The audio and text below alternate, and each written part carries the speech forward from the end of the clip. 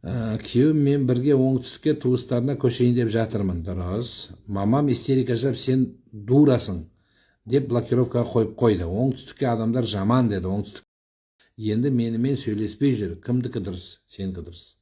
Күйеуіңнен қалма. Мамаң айта береді. Мамаң кішкене оңтүстікке реніші бар екен, құдағиларға ештеңе етпейді. Өтеді. Мамаң ақша беріп тұрыңдар, нормально. Ұстаз, әйел кісі жүктілік кезінде ыңғайлық үшін кесуге бола ма? Нені кеседі? Інім әйелін оқымасаң деп талақ жасай. Інім әйелін намаз оқымасаң деп талақ жасаймын дейді. Қаншалықты дұрыс? Дұрыс емес. Дұрыс емес. Намаз оқымағандар да өте көп. Алланың алды өз жауабын береді, бірақ ол талақ бер деген сөз емес. Әпкем диализ алады. Көктем айы қатты әсер етіп жатыр. Дұға тілеп қойыңызшы. Өзімде намаз оқыған сайын дұға етсем. Алла жеңілдік берсін, Алла шипа берсін. Жүкті әйел шашын кесуге бола ма? Күйеуінің рұқсатымен кессе болады. Пасхы жеуге бола ма дейді. Жұмыртқасын ба? Жұмыртқасын жей бересің. Мерекелеп жемеді. Ура, бізді мереке демесең болды. Аллаху акбар деп жеме, Құдай сақтасын. Бірақ жұмыртқа адал. Тағы несі бар? Наны ма? Күлеш дейді ау деймін, жаңылмасам. Наны адал. Сен қуанып, олар нан берсе, сен де нан таратып кетпе енді. Бірақ нан берсе, нан адал. Нанды лақтыруға болмайды. Қандай нан болса да, жұмыртқасын краскасымен жеп қойма, қабығын ашып же. Бірақ барып сұрама өзің, берші деп. Кәдімгі жұмыртқа. Сіз ана құрбан шалған кезде етті соларға беруге бола ма дейсіз ғой? Болады, неге болмайды? ДЦП баланы сүндетке отырғызу керек па? Баланың жағдайына қарап көру керек.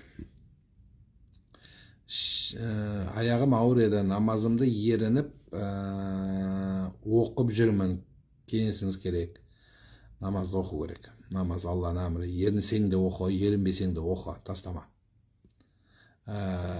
Намаз туралы жазған менің мақалаларым бар, соны оқып көрші.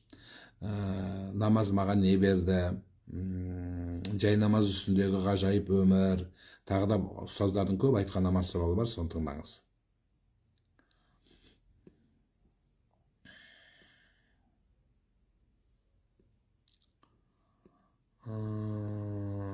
Ұстаз, өзімнің ұлдарым бар, анам жалғыз, інілерім көмектеспейді, мен ұрсамын, ертең өз балаларымнан қорқамын дейді.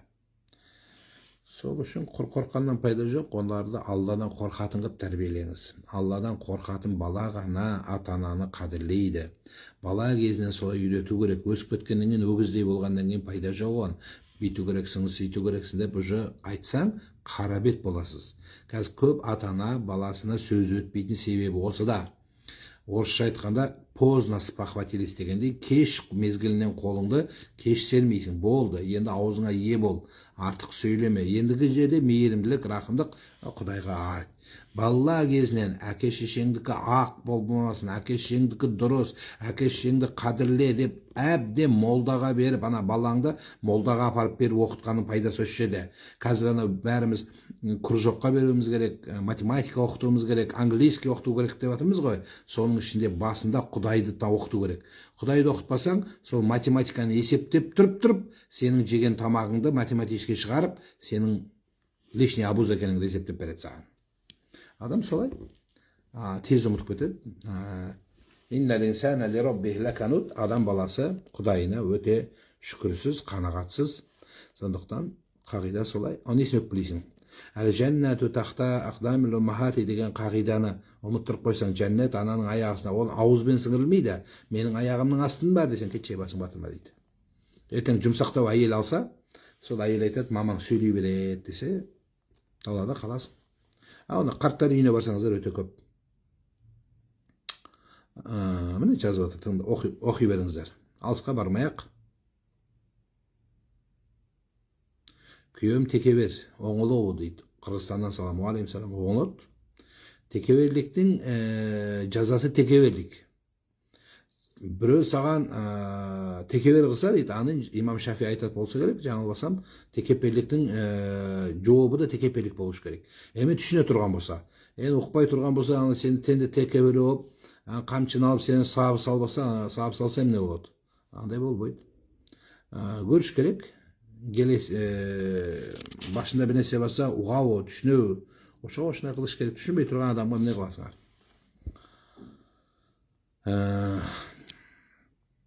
Жүрөктөн издөө керек дейсің ба Кудайды? Таппасаңшы.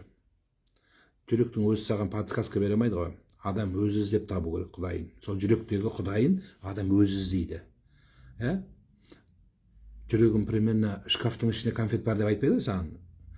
Ашасың, іздейсің. Мына шкафта жоқ, ана жерде мамаң тық болған, әйелің тық болған. Сол сияқты іздейсің иман. Иман қашып құтылмайды деген сөз қате. Сондықтан кеш болады. Ертең иманың табасың жүрегіңнен. Балаң өсіп кетеді көзде. Сосын айтады, басымды қатырмашы дейді. Сіздер естімейтін шығарсыздар. Мен күнде қазір очередь тұр кіруге. Балам, қызым, әйелім, мына осы 2-3-4 төңіректе, күйеуім осы 3-4 төңіректегі әңгіме. Күнде. Одно и то же. Сондықтан мына жерде ақ көріп отырсыздар ғой. Мәселені айтайын дегенім соны айтамын. Мәселе осыда. Сондықтан Алланы танытпасаң, кішкентай кезінде, ертең Құдайға жалынасың. Құдай, осы баламды түзетіп берші деп. Сондықтан әлде кеш емес болмаса, балаң кішкентай болса тәрбиелеңіздер. Сәлеметсіз бе? 8 жасар қызым тым жуас, көзі қорқып, жалтақтап тұрады. Өз ақысын талап етіп, қалай үйретсем болады? Ұлдана, ешкім аяқ асты болып қалмайды, қорқпа. Өмір өзі үйретеді, қаталдықты үйретеді, тартып жегенді үйретеді. Ешкім қарап отырып аштан өліп қалмайды. Аузындағысын бәрін жегізіп, өзі аштан қалып қалмайды. Бұл заман адам ондай нәрсені тез үйренеді. Жамандықты, біреуден алуды ол үйретеді, өмірдің өзі үйретеді. Сіз осы жақсы қасиет, мынау иман жүзділік, Құдайдан қорқу қасиеті, біреудің ақысына кірмей өмір сүріп үлкен қасиет. Ғалымдар айтады, бізді біреу таласа да, біз біреуді таламайық. Бізді біреу жамандаса да, біз біреуді жамандамайық. Бізге біреу қиянат жасаса да, біз біреуге қиянат жасамайық. Мені біреу ұрласа да, мен біреуді ұрламайын деп үйретеді. Сондықтан қызыңның қасиеті өте жақсы. 8 жаста қыз деген не ол? Құдай бұйырса оған Алласын танып, Құдайын танып, өзіңіз де соған сол жолда болыңыз, бәрі жақсы болады. Уайымдамаңыз. Әйел адамға қол көтеретін ер азамат жайлы не айтасыз? Бір қол көтерген адам қол көтеруді қоймайды ма дейді. Еркектің қол көтергені түбегейлі дұрыс емес нәрсе. Еш нәрсемен ақталмайды. Бұл жерде бірақ енді соның салдарына кіретін болсақ, неге салдарына? Еркек өздігінен жынды қояншық болып ұра беретін болса, сондай, білмеймін, газлайтер дейміз бе, газлайтерден өтіп кетеді, ұрып соғып, сондай ақымақ адам болса, ондайдан кету керек. Ал егер әйелдің өзі провоцировать етіп, ұр, не істейсің ал маған дегенде, ерегіскенді қой дегенде қоймай, секіріп, бетіне шаптап, мамаңды боқтап, әкеңді ұрып атса, енді еркек не істейді? Еркектің қолында күші бар шығар, ұрмау керек, бірақ басқа вариант жоқ. Ұр деп тұрып алып, бетпақ болсаң, не болады? Екінші рет тағы сондай істегенде қалай болады? Мәселе осыда. Сондықтан тағы да айтамын, еркектің әйел ұру дұрыс емес. Бірақ әйел соған провоцировать етсе, онда бұндай қатыннан еркек қашу керек. Сен сондай болсаң, сенен байын қашу керек. Мен естіп отқан еркектер ондай жынды қатыннан қашу керек. Пока түрмеге түсіріп қоймай тұрғанда басыңды алып қашу керек. Әлемдегі ең красавица сол болса да. Бұл жерде еркек кінәлі деген сөз емес. Біліңіздер, еркек те қашу керек әйелден. Бұндай жынды болса, құрып кетсін бұндай қатын, жер бетінде қатынсыз қалсаң да, тастап қаш онда. Үйіңді жазып берсең де қаш, кет содан. Құтылғаныңа Құдай бер. Мені шақырып Құран оқытушы.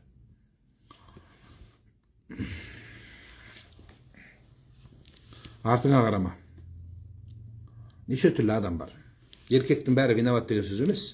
Бізде солай, бір нәрсе болса, еркектің бәрі оңбаған, әйелдердің де түр-түрі бар. Көріп жүрміз, солай. Намазда қосымша сүрелердің алдында Бисмиллахир-рахманир-рахим деп айту керек пе, әлде айтпау керек пе? Айтпау керек. Бисмиллахир-рахманир-рахим айтылмайды. Сразу сүре оқып кетесің. Егер айтып қойсаң, намаз күнәһар емессің, енді айтпау керек, әдеп бойынша. Айтып қойса күнәлі емессің, сәжде саху талап етілмейді.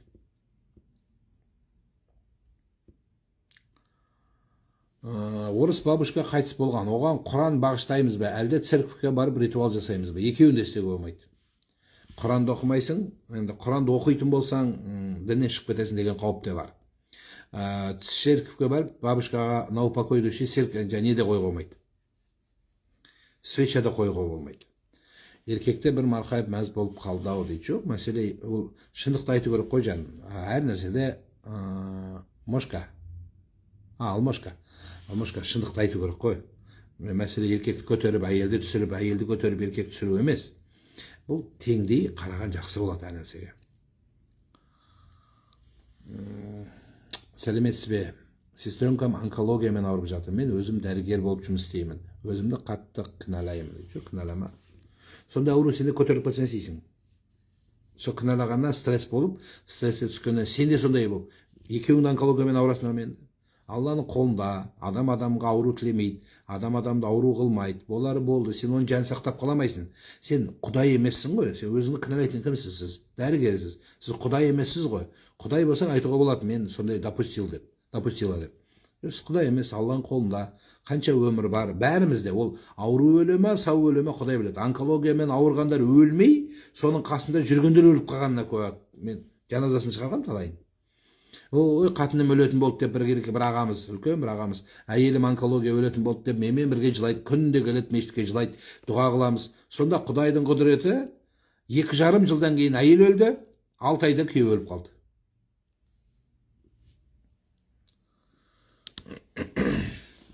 Провокацияға еркектердің өзі алып келетіндері бар. Қатын құсап, салғыласы, боқтап, ұрам, соғам деп ұр демей немене дейді.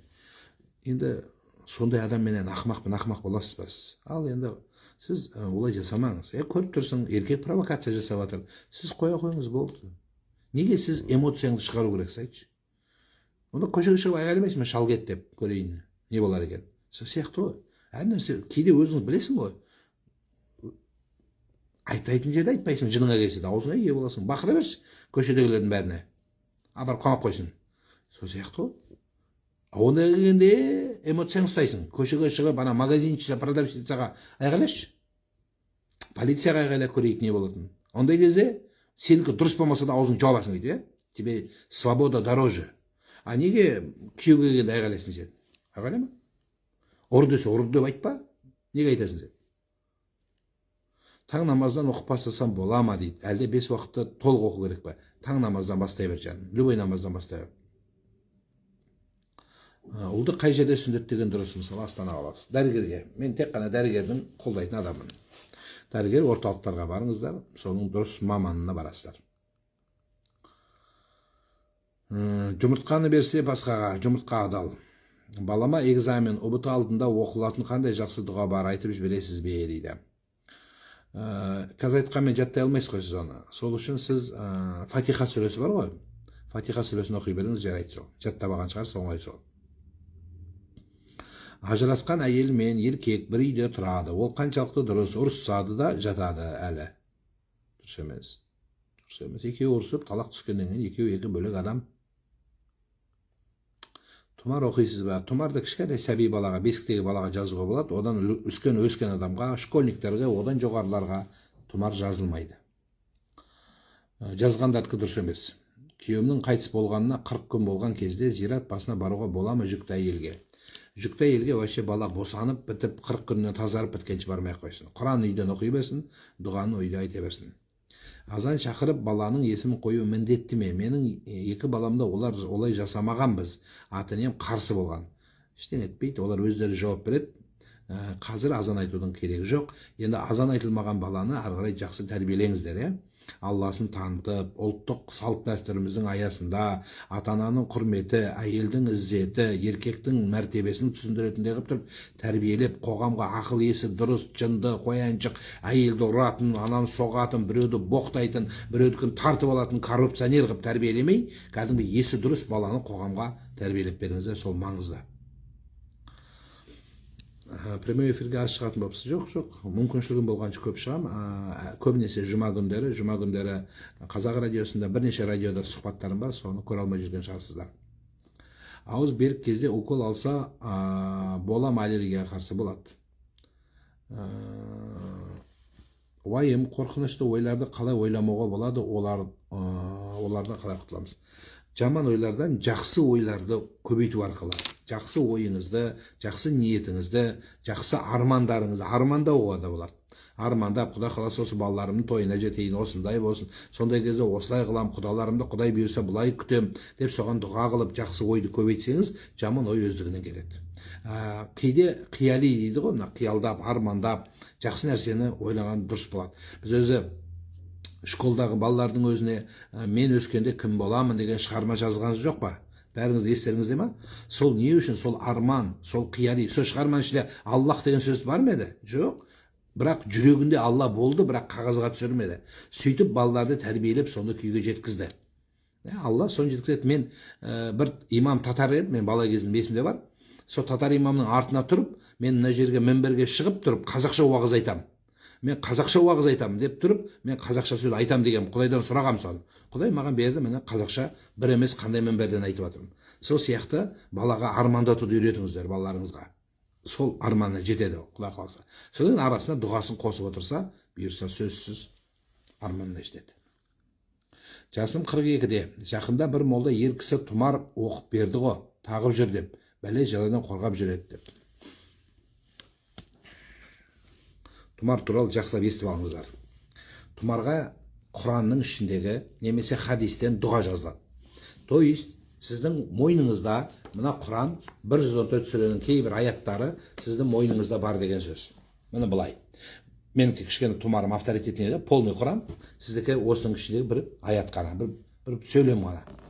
Енді кімдікі авторитетный? Менікі авторитетный, өйткені менікі қалың полный Құран тұр қазір.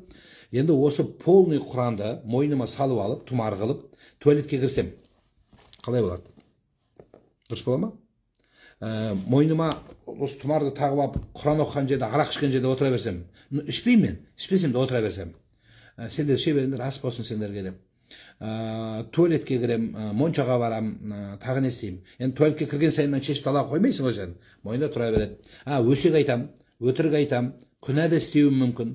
Сонда мына Құран, мына тұмар сені қолдай ма, жоқ қарғай ма? Өліп қалған атаңа нәлет деп айта ма? Не деп айтады? Қалай ойлайсыз? Қолдай ма, қолдамай ма? Бұған ақыл болса болды, өзіңіз-ақ жауабын табасыз. Демек, тұмар кішкентай балаларға, бесіктегі балаларға керек. Сізге не керек 42-де? Сізге осы Құрандағы, жаңағы Құрандағы жазылған аятты молдаға айтасың, маған жазып бер дейсің. Мынандай қылып саған жазып береді. Соны оқисыңдар дейді, оқып жаттап аласыз. Мына аузыңызбенен, жүрегіңізбен, ойыңызда Құран болу керек. Сізде наоборот, ішіңізде Құранның аяты жоқ, зато сыртыңызда бар. Сіз тамақты ішпеңіз, бешбармақты жемеңіз. Бешбармақтың басыңызға қойыңыз, мойныңызға бешбармақты жақсылап қатырып кептіріп, суреттерді мойныңызға, қазыларды асып алып жүрсеңіз, аштан өліп қаласыз ба? Жемеңіз бірақ. Аштан өліп қаласыз ба, өлмейсіз ба? Өліп қаласыз. Примерно солай. Сіз қарныңыз аш та қазір, бүйтіп жүрсіз. Бірақ қазыларды мойнына іліп ағасыз. Реклама жасап қояйын. Қазақстанның шоколадын. Мынаны жемейсің, бірақ мойныңа тағып жүрсең, или мені қалтаңа сақ қойсаң, бұл байқұс еріп кетеді сізге. Маған да шоколад әкеліп береді қыздар сияқты. Шоколад әкеліп береді. Осы шоколадты мойныма тағып жүрсем, жемеймін, еріп ағып мұсыр болып кетеді. Сол сияқты нәрсе. Міне сізге алысқа кітапқа бармай-ақ элементарный түсіндіріп берген нәрсе. Сол үшін сіз сол Құран тұмардағыны жаттабаңыз. Сапар дұғасы: Субханаллази саххара лана хаза ва ма кунна лаху муқринин ва инна иля раббина ламунқалибун. Осыны сіз жазып тұрып мәшінеге жабыстырып қойсаңыз, пайда жоқ. Сіз соны жаттап алып тұрып оқысаңыз, пайда бар.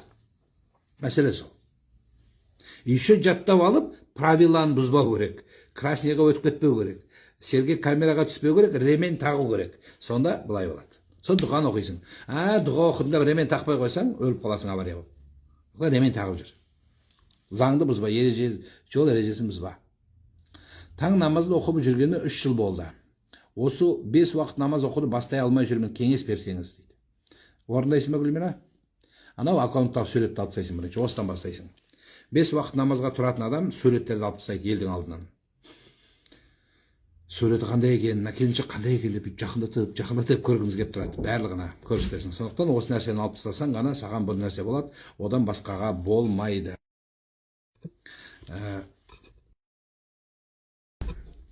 Сондықтан осылай.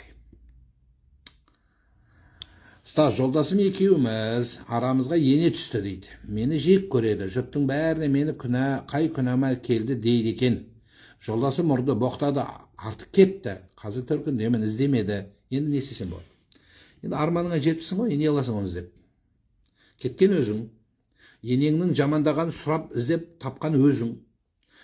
Байыңды провоцировать етіп шешеңнің аузын жап деп айтқан өзің. Жүңді жинап кеткен өзің. Енді қайтып баратын да өзің. Ереже сол. Мен туралы не айтты? Мен туралы не айтты екен десе, біреу айтса аузын жопса керек сен туралы. Мысалы, маған да айтады, бәленбай ұстаз сіз туралы бүйтіп айтып жатыр. Бәленбай ұстаз сіз туралы сөйлейді. Мен оған уақытым жоқ. Аяғымның, табанымның ұшына келмейді олардың айтқаны. Аяғымның ұшы емес, мына жерім құлағым емес, табанымның астынан көтеткізбеймін. Айтады, ит үре береді сабақалар. Алдыңғылар сотталып жатыр уже, маған сөйлегендердің. Маған керек жоқ. Мен олармен алыспаймын. Біріншіден, мен уақытым жоғары. Мен оғаларға уақытын кетіргім келмейді. Біріншіден, екіншіден, нервымды тоздырғым келмейді. Сондықтан айтқан ит үре береді, керуен көше береді, болды. Мен жұмысын жасап, халқымды тәрбиелеп, дінге үйрете беремін, болды. Сол сияқты. Сен де енеңмен алысқаннан кейін, аяғың өз төркінің болды. Не қыласың қайтып барып? Тағы да қайталағың келсе, өзің біл. Жоқ, кететін болсаң, іздегеніне қарағанда, қайтуды хочешь, күйеуіңді жақсы көресің ба? Онда аузыңды жап, көзіңді төмен түсір, құлағыңа наушник киді, тыныш өмір сүресің, болды. Егер бай керек болса. Бай керек жоқ болса, бардың ғой енді, барған жеріңде бақытты бол. Таста. Ал енді жоқ, мен қимайды екем, жақсы көреді екем дедің ба, онда бір нәрсені жертвовать ету керек адам. Адам бір нәрсені жертвовать ету керек. Ол үшін құлағыңды жертвовать етесің, аузыңа, құлағыңды естімейсің анша сөзді, соңмен аузыңа ие боласың. Болды. Сөйтіп өмір болады. Мен жерде отыр ғой бәрі. Талай нәрсені естіген. Сен бүйткенде сөйттің ба? Мен бүйткенде бүйттім ба деп, ешқайсы бүйтсем, мынаны біреу қазір бұлай күйеуі бар болып отырмайтын еді. Үндемей бәрі жертвовать етті, аузын жапты. Болды, әрі қарай үндемегенде отырды. Болды.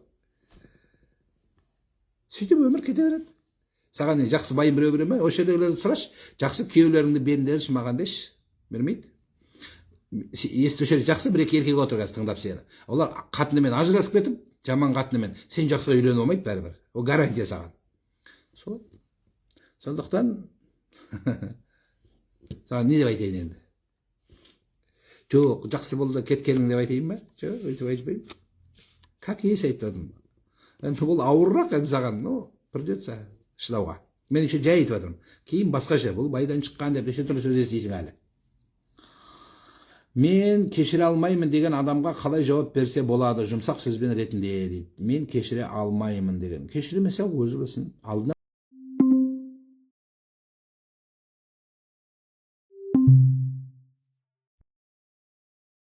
Алдына барады, кешірмеймсе өзі біледі. Оның алдында құл болмайды ешкім. Мысалы, сен біреуді ренжітіп алдың.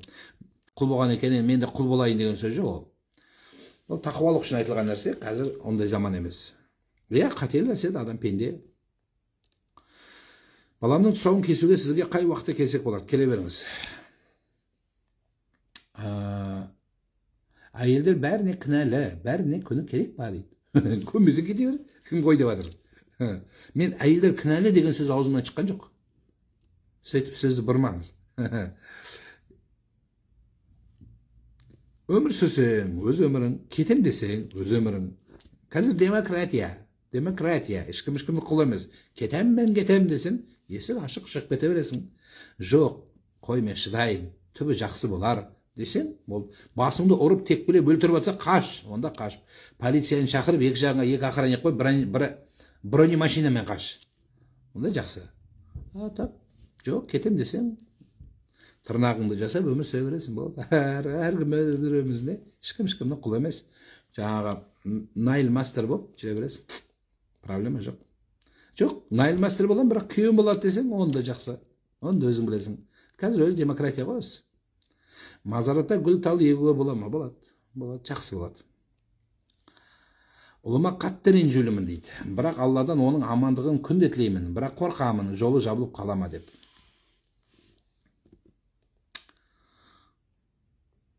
Ата-анасын ренжіткен бала оңбас, еш қашан ол балаға бақыт қонбас. Ата-анасын ренжітіп боздатқан ешкімге жолдас болып қарық қылмас дейді. Сондықтан ата-анасын ренжіткен адамның баланың жісі оңға шықпайды. Мысалы шыдап жатыр ғой, жаңа байыма шыдамаймын дегендер. Ертең балаң қып-қызыл жынды болса, шыдайсың ғой? Өліп қалсын деп тілейсің ба? Сол сияқты жертвовать етесің өзіңді. Тәкаппарлығыңды, байыңа ақыңды жіберген жоқ едің, бірақ балаңа ақыңды жібересің. Ол кезде тербіш. Неге? Ол балаң өзіңдікі. Сондықтан жаңа басқаларға айтып отырмын да. Сол үшін мен балам ондай болмайды деп ойлаған барлығы. Жоқ, менің балам ондай болмайды. Алла біледі оны, уақыт көрсетеді оны. Оны кейінгі кездесетін қатын көрсетеді әлі. Ол да біреуге үйленеді ғой. Сол кезде сенен асып түсетін қатын келуі мүмкін. Болмайды деген әңгіме жоқ. Сол екі рет сөйлеп, шешең надоел бар ғой десе,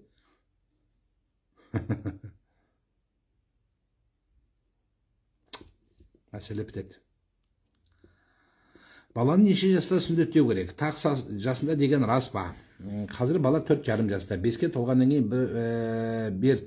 кейін бер немесе 5-ке толмай сүндеттеу керек пе? Жоқ, ондай сөз жоқ. Сүндеттей беріңіз. 5-ке кешіктірмеңіз. 5 ауыр болады. Қазір 5 жастағы бала уже әжептәуір бала болып қалған. Ол баяғыда болатын 7 жасқа. Баяғы аталардың аты революцияның алдында. Революцияның алдында болған ол. Ол кезде балалар TikTok ойнамаған, Instagram көрмеген, ВК-да көрмеген, қыздардың суретін көрмеген, сондай балалар болған. Қазір балалар басқа. Қазір 3 жас, идеальный жас. 3 жастың арасынан асырмау керек. 3 жастан бәрі сүндеттей беру подряд. Ішкілік себеп күйеуім менен ажырастым. 5 жыл болды, бірақ тыныштық қоймайды, ішіп звондайды. Сізде не проблема? Номерді ауыстырып жібермейсің ба? Номерді ауыстырсам болды. Күйеуің звондай берсе, телефонды ауыстырып болды. Жоқ, трубкасын емес, трубканы қымбат қой. Жоқ, оны ауыстырма. Ішіндегі сим-карта деген болады. Сим-карталарды алсында басқа сим-карта аласың болды. Ешкім білмейді сен номеріңді. Сен номерің такси служба емес шығар, ауыстыруға болмайтын. Атай немен тұрғым келмейді, жалғыз баласы үйінде дейді. Ән айтпесе, ажырасқым да келмейді дейді. Ей десеш. Мұнанды кеткім келмейді, мұнанды бергім келмейді, байды да бергім келмейді, шешесімен де тұрғым келмейді. Сен выбирай. Или бай керек болады саған. Или не болады? Байсыз өмір керек болады. Сен қаттырақ қай жағын өтесің, сол байсыз жағын өтіп жылайды. Сонда бала не істеу керек бала? Мамасын лақтырып кету керек пе далаға, мұсырға? Кет бар, тұрмаймын сендермен деп мұсырға лақтырып, бұндай шешені көргің келмейді мен деп сенің қойныңа кіріп алу керек па, не істеу керек? Ертең сен де бала туып отқан жассың. Сен де балаң сөйтеді. Сен қазір осындайсың ғой, сенен өткен қатын қаледі. Айтады, сенің үйіңе келін болып түспеймін даже дейді. Сондайлар көп. Мені сұрай беріңіздер. Мен бәрін айтып бере беремін. Мен сізге қызық айтып берейін. Бір үйге бардым. Бір неке болды осы жақында. Бала ауылда тұрады екен, кішкене ауылда, қаладан шетінде, пригородта. Сөйтсе келін, мен ауылға келін болып түспеймін. Мені қалаға түсіресіңдер. Мен бармайым шешеңе деп айтты. Қалай болады? Шешеңе тұрмайды. Просто келін болып түспеймін ол үйге депті. Бармаймын. Шеше жамандық істеген жоқ, жүгіріп жүрмін, балам деп. Бірақ айтады, ауылға бармаймын дейді. Ал не істейсің? Саған сондай келін кезде сен не істейсің? Келмейді деген ондай гарантия жоқ қой. Сен сол әке-шешеңе не істейсің? Бұл бумерангам саған екі есе солай оралады. Дайындала бер. Бұл анық. Менің балам ондай болмайды деген жоқ. Болады. Көресің сол кезде. Сондықтан ата-анаңа істеген жақсылық алдыңа келеді жан. Жасай бер. Я, ұнамайтын жер көп. Киім ұнамайды, тамақ ұнамайды, түрі ұнамайды, сөзі ұнамайды. Сен ұнамаса да бастықпен жұмыс істеп жатсың ғой. Бастығың ұнамайды саған. Осы жерде отырғандардың бастығы ұнайды ма сіздерге? Ұнамайды көпшілігіне. Айтады, бастық ұрсады, боқтайды, талап етеді, тиіседі, айша түрлі сөз айтады. Аузыңды тістеп тұрып өмір сүріп жатсың ғой айлығың үшін. Бір күнің өтсе екен деп. Мен онкологиямен ауырамын дейді. Бұл біреудің жасағанына деп естідім, солай ма дейді. Сіз мына фокус дейді орысша. Фокус деген ана сиқыр емес. Фокус деген мына концентрация ғой. Сіз концентрация ойыңызды, мені кім дуалады, наверное, құдағи дуалаған, деп құдағи мен енеңді кінәлі қыла бермей, сіз фокусыңызды қалай емделсем деген жолға жұмсаңыз. Дәрісін ішіңіз уақытысын, спортпен шұғылданыңыз, бүйтіп отыра бермеңіз, таза ауада көп жүріңіз, нагрузкалар доктор рұқсат берсе, соны алыңыз, сөйтіп жата бермеңіз. Сөйтіп өзіңізді жетектесеңіз, бұл ауруды жеңесіз. Абу Али ибн Сина айтады. Ал егер жоқ десеңіз, онда ауруға мен анау дуаладым ба, мынау дуаладым ба дегеннен шыға алмайсыз. Бұл сондайлардың сөзі. Аға, күйеуіммен ұрсып қалдым дейді. Мінезі өте ауыр, не істеймін, көңілім босап тұр дейді. Мен ана OLX деген бар. Сол OLX-тан іздегем, Ләззат. Бір ұрыспайтын бай бар ма, сөйлемейтін бай бар ма, аузын тігіп тастайтын бай бар ма деп іздегем OLX-таншы. OLX-та жоқ екен. Соң газеттер, журналдар, реклама, таргеттен барлық жерден іздедім. Жоқ екен. Сол барлық күйеу сондай екен да, ұрсады екен. Мінезі ауыр, содан кейін барып ұрсып қалатын еркектер екен барлығы. Ұрыспайтын бүйтіп қалған еркек, ол чумо. Ол сен чумо бай керек жоқ саған. Чумо керек па? Жоқ, келе жоқ. Ондай бай жоқ. Ол өзі кейін болады. 85-тен кейін сондай болады. Сондан кейін соғы кезде өзі керек болмайды саған.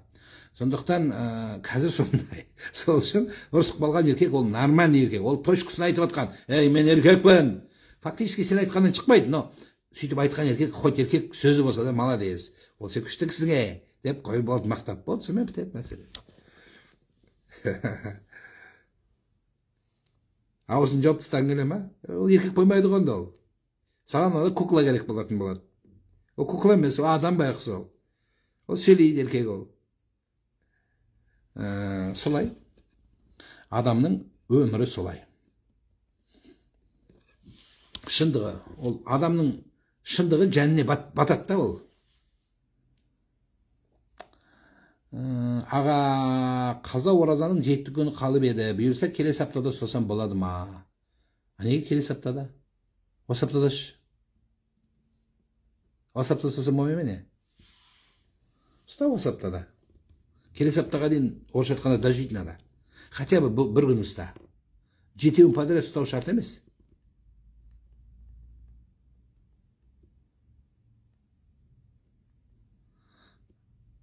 Аузымды кеш бекіттім, байқамай. Бекіте берсем болады, бірақ су ішпе, чай ішпе. Бәрі идеал емес қой дейді, я. Идеал болса өліп қалады. Еркекте, әйелде идеал болса өліп қалады. Сол идеал жігіт деп тигестір ғой күйеуге. Қой дедік қой, бәріміз айттық саған туысқандар болып. Әй, қой, оған тиіспе, тиме оған дедік. Соңыз ана жігітке айттық інімізге, әй, қой, ол идеал қыз емес. Қой, жоқ, тыңдамай қойдыңыздар ғой. Айттық қой бәріміз жабылып. Алма соны дедік. Жабылып алдың, сен жабылып тиіп алдың. Болды. Енді жеби, болды. Жамандығын айтпа, жақсылығын асыр, жамандығын жасыр. Өзің таңдаған байың, өзің таңдаған әйелің. Сөз айттық қой бәріміз, қойшы осыны алмай қойшы дедік. Жоқ, алдың. Не істейсің? Өмір сүресің, болды. Солай. Уважаемый имам, Нурлан имам, дуа вообще не принимается. Что делать? Вообще, сколько прошу. Значит, в этом благо. Если вы делаете дуа по правилам, по нужным образом, так как положено в исламе, но даже если в этом случае не принимается, значит, у вас все хорошо. Всевышний знает, что вам это не нужно. Вы же не цените то, что сейчас у вас есть. Поэтому, может, то, что вы просите, она во вред вам. Поэтому терпение. А дуа должно приниматься в течение 7 лет. У Нуха, алейхиссаляма, Нух пророка, после 7 лет был.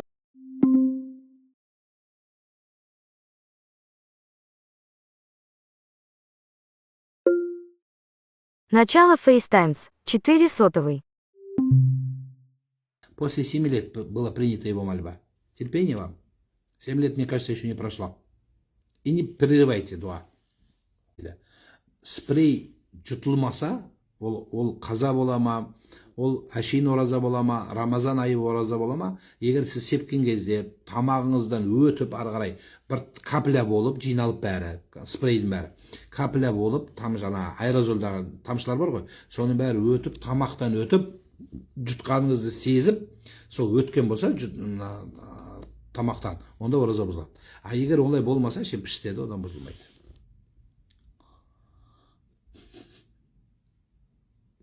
Ұстаз, өз уақытысында тұрмай, Қайда кетті? Өз уақытысында тұрмай ұйықтап қалам, дауыстап оятады, оянып кетсем ешкім болмайды, постоянно дауыс шығарып оятады дейді. Қай уақытта оянасыз? Онда тұрып намаз оқыңыз, тахаджуд деген намаз оқыңыз, сол тахаджудқа оятады періштелер кейде. Бұл жақсы нәрсе. Аға, ауырып ем болмай жүр, 2 апта болды. Қандай дұға оқып шипа тілесем болады дейді. Алла тағаладан үмітіңізді үзбе жаным. Иншалла шипа болады. Аллах тағала ауру берген Құдай шипаны беруші. Дәрігерлерге көрінуді ұмытпаңыз. Біреуіне қадалып қалмаңыз. 2-3 жерге, 3-4 жерге. Біздің Құдайға шүкір мемлекетімізде медицина жақсы дамыған. Барлық порталдарды ашып көріп, интернеттен балаларға айтсаңыз тауып береді. Соған қаралыңыз, емделіңіз. Бұл бір. Екіншісі, үмітіңізді үзбеңіз дедік. Бұл 2. Үшіншісі, мешітте молдаға барсаңыз, молда білет қайсысын оқу керек екен, сізге ұшық алыңыз. Сол жақсы болады. Аға, мен кешіре алмаймын деген адамға қалай жауап берсе болады? Жұмсақ сөзбен ретінде жан жарым ғой. 20 жыл болды, охо, бір ренішін айтып қоймайды дейді. И жаным де болған. Кешіре алмаймын, жаным де. Болды. О байқысын өзі тісті ағаған жоқ шығар өзі. Тісті доқпаса да сүйіп қой болды. Бәт болды. Айта береді, кейбір еркектер сондай болады. Қазбір, езгі, сондай болады. Іштен кетпейді. Жаным, жаным десем болды. Оған, ол да қадалып тұрып болады. Сен де қадалып тұрып олма. Кешесің ме, кешесің ме, кешесің ме, кешесің ме. Ондай жасамаңыз. Ақыры бірге тұрып атыр ғой, кетіп қалған жоқ. Болды. Зәнім деп қой болды. Күліп жүре бер болды. Еркек кешіреді. Уайымдамаңыз.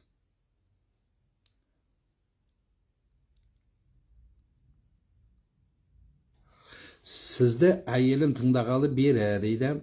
Ақыл айтқыш болып кетті, берекем қашты, күйеуіне ақыл айта берме деп айтың дейді. Тыңда әйелің, жаман болмайсың. Әйелді тыңдаған еркек жаман болмайды. Еркексің сен, дұрыс. Сен 7 рет өлші, дұрыс. Бірақ әйелің айтқан жерден кес. Сен еркексің сен молодессің сен. Сен бүкіл әлемді басқарған еркексің. Дұрыс. Бірақ әйеліңдікі де дұрыс. Жаман нәрсе айтпайды әйелің.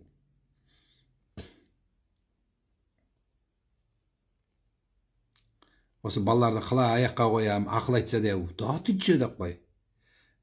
Шынба не де, ойпай десе, бол еркек әйелге керегі сол. Түсінтіп айттырма не Нұрлан имамды. Иә де, күшті айтыпсыңдар де, молодец де. Болды, сонымен бітеді проблема, не қыласың омен? Сен сөйтіп айттырма, Нұрлан имам құрсын сен. Ол тұрып алған жоқ, ол әйел қайтпайды, ол террорист. Ол террористпен не дегіспесін. Сенікі дұрыс десен құтыласың. Осы әйелге сенікі дұрыс деген адам құтылады бұл өмірде. Бірақ сен еркексің, сен ұмытпа. Сен әлем билеген еркексің. Сен 7 рет өлші әр нәрсен, дұрыс па, бұрыс па. Әбден ойлан. Бірақ әйелің айтқан жерден кесе сал. Сол ең жақсы сол. Әкемді қатты сағындым. Әкемді көп ойлаймын. Көп ойлама, әйтпесе әпкеме қиын болады дейді. Не істесем болады? Әкеңді құр ойлағаннан санда пайда жоқ. Құр ойладың, ойлағаннан пайда жоқ. Сен әкеңе көп дұға қыла берсең, ойлаған сайын әкеңе көмек бересің. Ойласың, сағынасың, жылайсың, суретіне қарайсың, жылайсың, затын көресің, ручкасын көресің, одан пайда жоқ. Сен әрбір есіңе түскен сайын дұға қыл. Әкемнің тұрағы жәннат болсын, құл хуаллаху ахад, аллаху самад, алхамдулиллахи роббил аламин. Дұға оқи бер. Бітті. Әкең аунап жәннатқа кіреді. Сен сауаптың ішіне көміліп қаласың. Содан кейін намазда қалдырма. Намазға тұрып, намазда дұға қылсаң, патологын істеген боласың. Менің жасым 11-де дейді. Ей жаным, қарындасым, атым Фатима дейді. Керемет. Уважаемый Нурлан имам, какой намаз нужно читать, чтобы принималась дуа? Чтобы дуа принималась, не говорится, но нужно читать намаз. Именно какой-то дополнительный намаз, да? Чтобы дуа принималась, первое условие. Обратите внимание, чем вы питаетесь. То есть оно будет исключительно халяльным, исключительно дозволенным. Отсюда вы будете отталкиваться. Жолдасым жақсы қызымыз бар дейді. Жолдасым санаториядан келгенде бетіме қарамайды. Не мені қайраған қатты жолдасым, мама енді жақсы сөйлемеймін депті. Мен жолдасыма енемді жамандамағанмын мүлдем. Түсінбедім. Тахаджуд намазы уақытында және таң намазының уақытын қалай білсем болады? Таң намазының уақытысы таң атқанда болады. Сана сәжде кезет деген предложение бар. Сәжде кезет деген. Енді маған сол предложение онша нелер бар, енді сұрақтарын десе де. Мына жерде сәжде кезет деген бар. Соны бүйтіп басасың, соны өз қалаңды шығарып береді. Қай жерде тұрсың, сол жерде шығарып береді намазыңды, соны оқи бересің болды.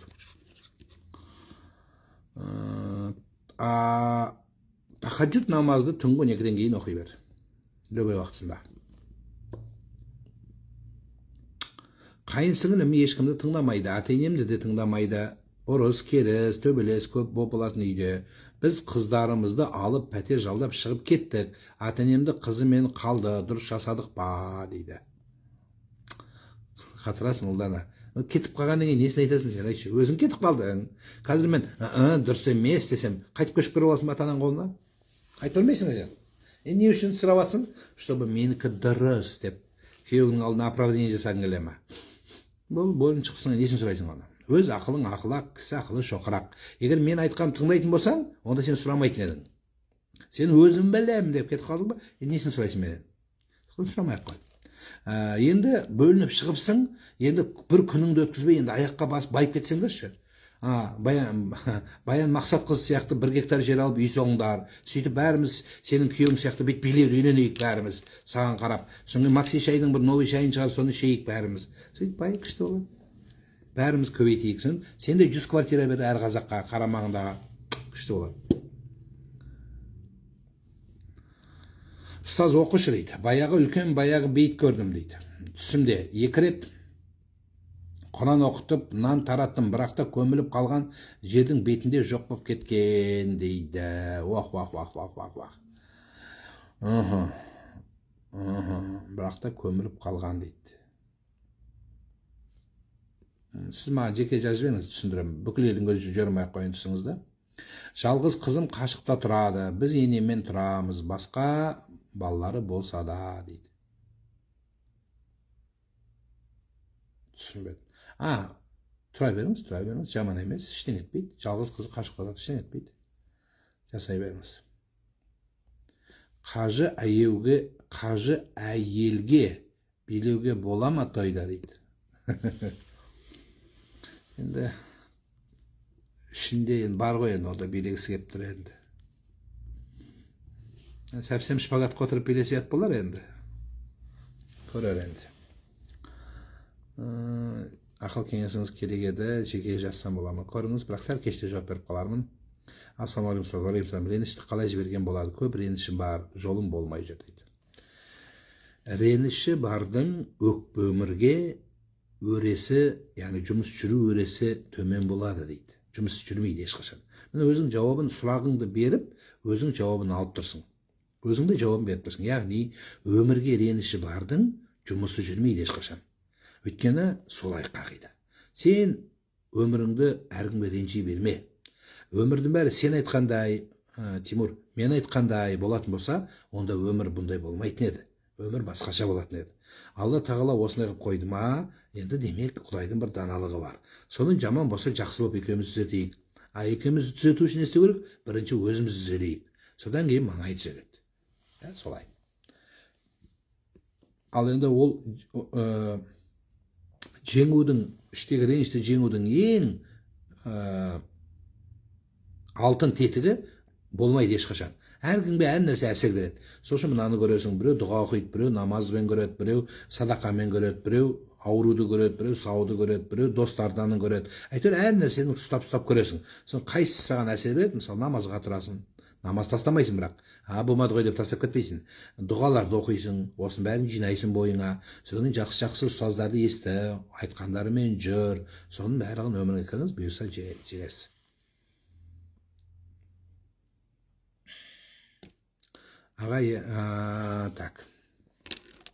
Ага, меня сильно ранили слова мамы. Она всех оценит, включая меня, количеством денег. Ее беспокоит только деньги. Вообще ничего не интересует. Полное обесценивание. Как бы она оценивала, что бы она ни говорила, при этом какие слова повышения либо понижения в адрес вам было сказано, это независимо от этого вы должны будете угождать, ухаживать, делать добро вашей матери. Придет день, ее не будет в этой жизни. И тогда вот эти слова, которые она хотела видеть, которые она говорила в ваш адрес, вы будете скучать по этим словам.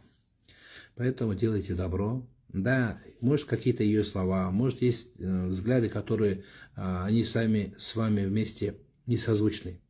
То есть вы не двигаетесь в унисон. В любом случае делайте добро, просите милости Всевышнего Аллаха, вашей матери. И всей молодежи я хочу сказать, знаете, это не прихоть угождать родителям, это не слова какого-то устаза, это веление Всевышнего Аллаха. Поэтому делайте добро. Она же вам смерти не желает, правильно? Если она смерти желает, если ваши родители подталкивают вас на греховно, на какую-то коррупцию, это совсем другая плоскость. Но угождать родителям, делать добро. Некоторые говорят, я вот такой, либо такая, я всегда говорю правду в лицо, будь то мать, будь то отец.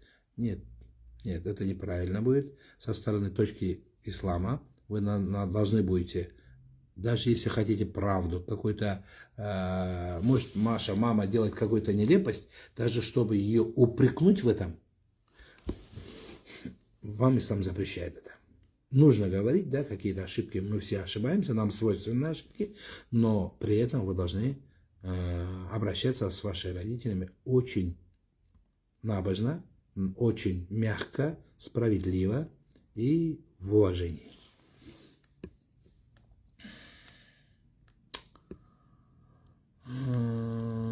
Ассаламағалейкум, ұстаз. Менің қызым 13 жаста, 55 уақыт намаз оқиды, қате оқып жатырмын ба деп күмәнданады. 55 уақыт деген не деген сөз? Түсінбедім. Үтір намазы 2 ракат оқып дейді. Екі жаққа сәлем беріп қойғаннан кейін 3-ші ракат оқу керек есіме түсті. Осы жағдайда не істеуге болады? Тұрасыз да жалғастыра бересіз. Тұрасыз жалғастырып 1 ракат оқисыз, содан кейін 2 жаққа сәлем бересіз, сәжде саху жасайсыз, намазды аяқтайсыз. Ереже солай. Бірақ кейін есіңізге түсіп, жаңағы намаздан кетіп қалғаннан есіңе түссе, онда қайта оқисыз. Егер сіз намаздан шыққан жоқсыз ғой әлі, сәлем берген сөз намаздан шықты деген сөз емес. Қыбыладан көкірегің бұзылған жоқ. Қазақша сөздер сөйлеп, ей кілт қайда, ей қайдасыңдар десеңіз, онда басқа мәселе. Сіз намаздың формасының ішіндесіз әлі. Мысалы, 2 жаққа сәлем беріп қойдыңыз, ой, 1 ракат бар екен, есіңізге түсіп қалды. Сол тұрған орында жалғастырып кете бересіз. Тұрасыз да оқып кете бересіз. Қайта такбир алудың керегі жоқ. Сол тұрған орында фатихаңызды оқып кете бересіз. Ол қай ракат болса да, қай намаз болса да.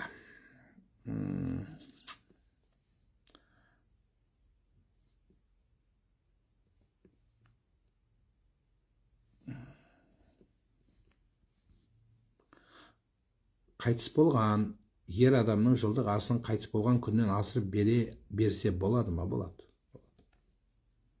Жағдайға қарайды. Жағдай сөйлейді.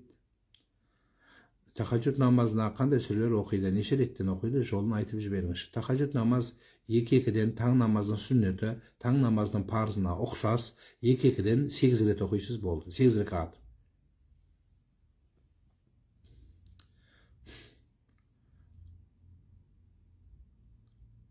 Ал егер ата ене жаман болса, бөлек кетуге бола ма дейді. Байым жаман деп айтпайды ешкім осы. Байым жаман деп. Байым жақсы, шешесі оның, менің енем албасты деп айтын кеп тұр, албасты деп. Сонда сенің күйеуің уже, сен еркек болып өткенсің деген сөз да. Сенің күйеуің никто деген сөз. Мен бөлініп шығам, а сен байыңшы. Ол өзі білсін, тастасын әке шешесін. Оңбаған ғой сонда. Сонда не істеу керек? Ата-ене өлу керек па өзі? Енді өлей десең өлемей жатсың, ажал келмей жатыр. Не істейсің енді? Жоқ, қарттар үйіне кету керек па? Не істеу керек еді? Алла сақтасын. Сонда саған ұнамағандар бұл өмірде өмір сүрмеу керек, иә. Бізде мына радикальный діншілдердің көбейген соғы, менің айтқаным болмаса, сендер өмір сүруге лайықсызсыңдар. Вообще сендер, дін сізге сөйтіп айтса, менің айтқаным болмаса, сен онда адам емессің, кет жоғал десе, саған сондай дінге кіресің бе сен? Кірмейсің. Айтасың, қой, ондай болмайды дейсің. А неге сіз өміріңізде сондай орнатқыңыз келеді? Монополия. Менікі ғана тұру керек та, қалғандар аузын жабу керек. Ене бола ма, ата бола ма, шаруаларың болмасын, жап аузыңды. Мен білем деген сөз. Боламаса? Құдайым ай, ондай болмайды. Жолдасымнан көңілім қалды, өз бауырлары дейді. Жолдасымнан көңілім қалды. Қала берсін, жағдайы жақсы бер. Көңілің қалып қалды ма? Енді көңілім қашан келеді, 2030-да ма деп отырма. Көңілің қалыпты, көңіліңді тоқтай тұр. Сен бүйтіп отырсың ана, бір ай келіншек күйеуіме суып қалдым дейді, өткенде бір жазады жерге. Bir келіншек, 5 балам бар дейді. Күйеуіме суып қалдым дейді. Мен енді сымайды дедім мен. Енді балаларды өсір енді, болды енді. Енді күйеуіме суып қалдым енді. Енді суысаң енді не істейік енді? Суып қапсың енді. Енді балаларды өсірейік та енді. Балаларды өсірейік. Осымен уже 5 баладан енді сымайды уже. Нені ссаң да сымайды уже, болды уже. Кімге барсаң да сымайды. Сондықтан енді балаларды өсіру керек. Қоғамға 5 есі дұрыс, жынды емес, ненормальный емес, ажырасқан, неше түрлі әйелдің сөзін естіп бір жынданып, папаның сөзін естіп бір жынданып, ағайындарды естіп бір жынданған бала уже психикасы да дұрыс болмайды. Біз ақыл есі дұрыс балаларды қоғамға берейік. Сіздердің керегі сол. Болды, енді мен чувствам сөніп қалды енді. Енді кетіп қалды енді. Бұл жақсы күйеу жоқ саған. Болар болды. Бәрін туарын туып, болар болып біткеннен кейін, несін оянасың енді? Инстаграмды көріп алып, ол үй салмады, бәлен бай сияқты ерте тұрмады, бит билемеді, бит билеп, сенде 500 мың бергін кеп тұр, енді түсініп тұрмын. Бірақ болмайды. Сенің күйеуіңе істеген жақсылығын қайтады. Аға, Фатиха сүресін оқымаса не болады? Намазда ма? Намазда әдейілеп оқымасаң намаз болмайды ғой. Хадис бар ол туралы. Фатихасы жоқ, намаз жоқ дейді. Енді бізде уажип дәрежесінде Фатиха, бірақ уажип болса да қасақана тастаған үшін ұмытып тастаса сәжде саху керек болады. Қасақана тастаса намаз фасид болады. Бұзылады деген сөз.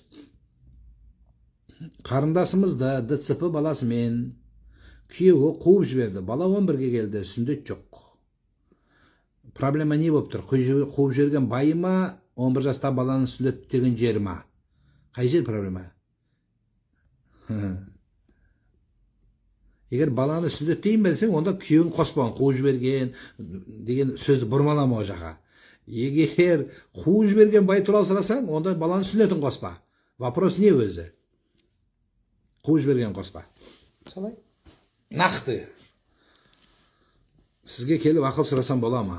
Келе ғой жаным, келе ғой. Мен енді сондай бір ақылды адам емеспін, бірақ Құдай берген даналығымыз бар шығар, содан қолымыздан келгенше үйретейін.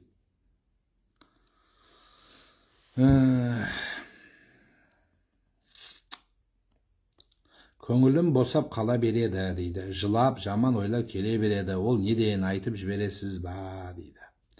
Адамның мінезінен, әлсірегенінен, әртүрлі жағдайдан бола береді. Жаман емес. Құр жылағаннан пайда жоқ. Сол жылағаннан пайда қашан болады? Сен түйсік жинасаң, бір ойға келсең, көңілің босаған нәрседен тәлім алсаң, жаман ойлардан жақсы ойға өзіңді бұрсаң жылаған кезде, онда жақсы болады. Свекровь обидит 3 сыновей своих, в том числе моего мужа. Как ей объяснить, что она не права? Внуки повторяют за ней. Иногда, знаете, вот просто элементарные вещи человека спасают. Не зря сказано, Горбатова могила исправит. Да? Поэтому есть такие люди, которые, да, если они, извините, одно слово использую, это не ваш адрес. Если человек сам бестолковый, он, когда состарится, останется таким человеком. Его уже время не исправит. Возраст точно так же. Мы отчасти это сейчас много воочию наблюдаем. Поэтому я бы хотел сказать вам, в данном случае не стоит. С этим, вернее, с вашей свекровью что-то перечить и объяснить, в этом возрасте она даже не готова услышать вас. Вы можете сделать так, вернее, тому человеку, который она будет прислушиваться, будь то имам, аксакал, дядя, там, не знаю, какой-то нагашет, родственник, зять, свекровь, кто-то, если будет, кому она может прислушаться, через этого человека можете наставить. Допустим, иногда меня зовут в гости, подолгу, если у меня получается время, я прихожу.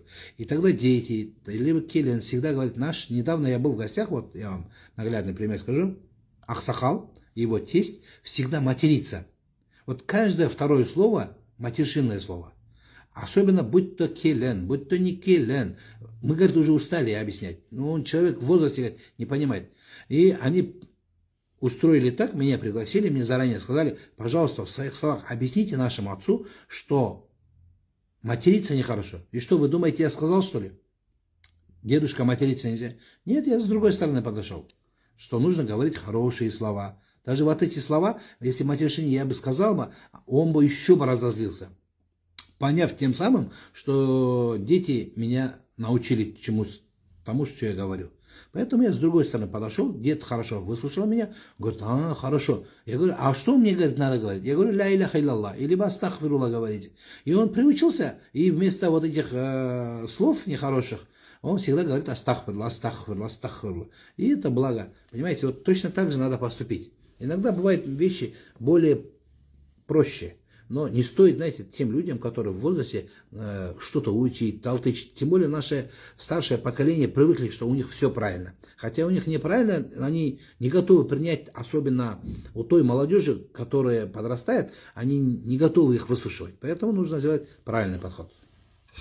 И это тоже касается вас. То есть не стоит объяснять этому человеку, вернее, вашему свекрову, свекру, объяснять, что вот это правильно, вот это неправильно. Тем более вы келін.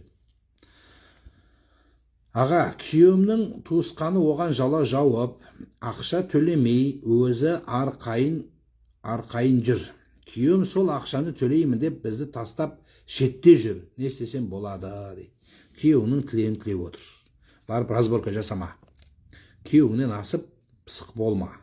Күйеуіңе істеген жақсылығың сен барып дәлелдеп қырып біреумен жұлысып, сонымен ол барып күйеуіне айтып, күйеуге сен тепкілеп тастамасын.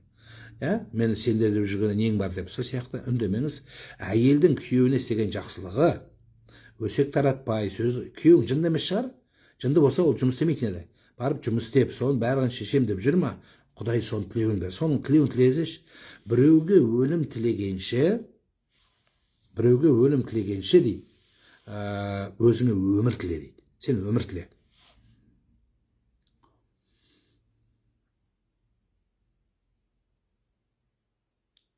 Сіз неге тиктокта отырмайсыз прямой эфирде? Не дегенмен тикток... Жақсы. Менің атым, Құдайға шүкір, атым жақсы. Сенің атыңа қарағанда менің атым дұрысырақ. Сондықтан сен ол жақта айтатын өзінің маймыл деп айтатындар бар. Уағызды сен солар тыңда. Сен солардың адамысың. Деңгейің сол сенің. Сенің уровенің сол. Жарымаған адам осындай жарымаған сөзі болады. Рүстем Дүйсенбекович. Деңгейің сол ғой сенің. Сондықтан солай жүре бер. Сенің уровенің сол. Сол жақта айтатындар көп. Солар тыңда. Тиктокта имамдар көп айтатын, Құдайға шүкір. Мен бастап айтып бердім ғой. Ары қарай айтатындар көп.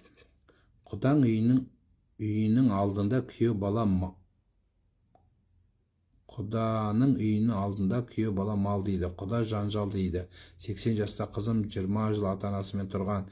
Үйден қуып шықты, үш баламен айырылысып кетті. Сонда мал сонда сойған дұрыс емес пе? Жауап дейді. Түсінбедім. Бейбітжан, жай түсінікті ғып, сауатты ғып жазсаңыздаршы. Өз тіліміздің, қазақ тілінің ит распасын шығардыңыздар. Өз тіліңді сен дұрыстап жазамасаң, айтпасаң, түсіндірім тез-тез айтқың кеп тұр, бірақ жай айтқан жақсы болады. Бәрін түсіндіріп жаз, сонымен жауап беріп оқығанда да не айтуым керек екенін ойланам. Екен деп, былай екен ғой деп.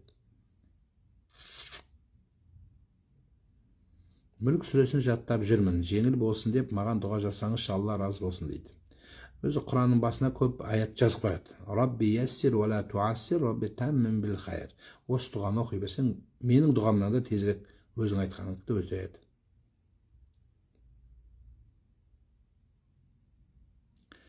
Нұрлан аға, кеше көршілермен Наурыз және Құдайы тамақ берді. Құран оқытып, Құраннан кейін еркектер ішіп алды. Сонда Құран оқытқанымыз не болды дейді. Күнәлі болды, ішкен Наурыз көжелерің қабыл болды. Елге тамақ бердіңдер, сауап алдыңдар. Енді не істейсің, енді адамдардың жеткен жері сол, деңгейі сол. Енді олармен салғыласа бермеңіздер. Ендігі жылы арақ ішсеңдер бермеймін деп айтасыз, болды. Нұрлан аға, күйеуім үлкен ұлымызды медресеге бергісі келеді, 10 жаста дейді. Маған әлі кішкентай сияқты, алыстап кетеді ме деп қорқамын. Ойыңызды айтыңызшы дейді. Жоқ, алыстамайды. Сол медреседегі ең бірінші, бізде біріншіден 10 жаста бала медресеге алмайды. Медресе жоқ бізде. Бізде сауат ашу курстары бар мешітте. Сол сауат ашу курсындағы имамның ауыздан шығатын ең бірінші сөз әке шешеңді сыйлаңдар деп үйретеміз біз. Бізді сыйла, молдан ұстаз, бар ана интернетте сондай сөйлеп жүргендер. Әке шешең тыңдамасаң деген сияқты ондай уағыздар емес, бірақ ресми мешітте істейтін, мен сияқты бір мешітте істейтін имамдардың бірінші ауыздан шығатын сөз ата-анаңды сыйлаңдар деп айтамыз. Намаз оқыма, сені бүйтпе десе де ата-ананы сыйла деп айтамыз. Намаз оқыма, мешітке барма десе де сыйла деп айтамыз. Ата-ана, мен өзім сөйтіп айтамын, өздеріңіз көресіздер, барлығына сөйтіп айтамыз. Меніңше біздің еліміздегі барлық ұстаздар солай айтады. Ата-ананы сыйлау керектігінен ішінде бар, бір-екеуі түсінбей жүргендер, оларды да түсіндіріп қойып жатырмыз. Уақыт заман заң түсіндіріп жатыр қазір, алдыңғыларын соттап жатыр ғой. Сондықтан солай. Кішкене радикальный болғанда қазір ондай жоқ, қорықпаңыз, балаңызды беріңіз, балаңыз оқысын, сізді бұдан да қатты жақсы көретін болады Шұғылажан. Уайымдамаңыз.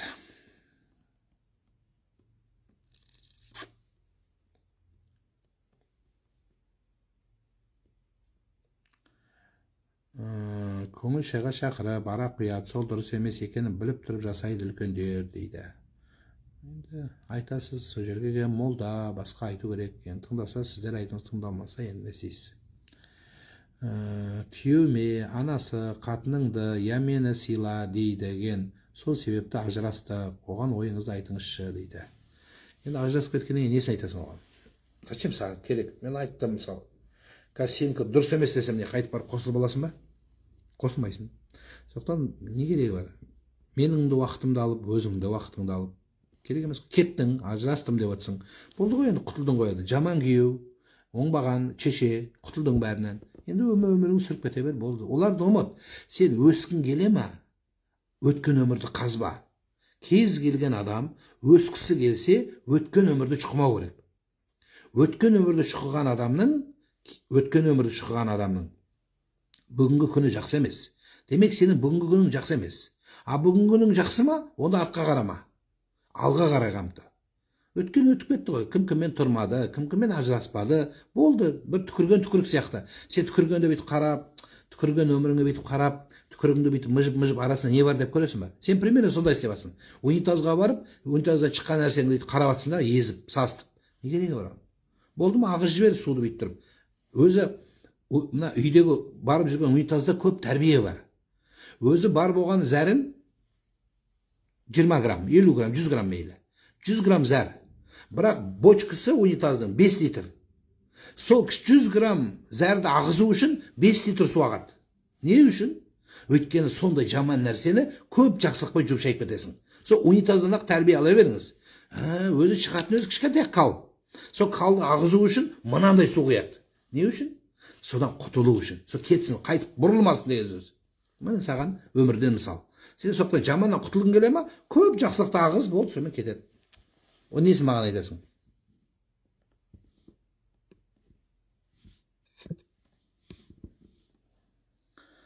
Сәлеметсіз бе? Тұмар бесіктегі балақтаға болады деп едіңіз. Менің 5-9 жасар балаларым бір емші апа оқып беріп еді. Соны енді не істесем болады? Суға ағызып жіберіңіз. Сол тұмардың ішінде бірінші не барын молдаға көрсетіңіз. Өйткені кейбір апалар білмейді, сиқыр жазғандар бар. Өзі дұғаны білмейді, арабша жаза алмайды, анадан көшіріп алып ксерокстан алып беріп жүргендерді де білеміз. Сондықтан қандай дұға екенін молдаға оқытасыз, шын дұға болса апарып көміп немесе суға жібересіз. Сол тұмардағы бар жақсы дұғаларды бала аузымен жаттатып қызып қойыңыз. Ол жаттап алып оқып жүрсін.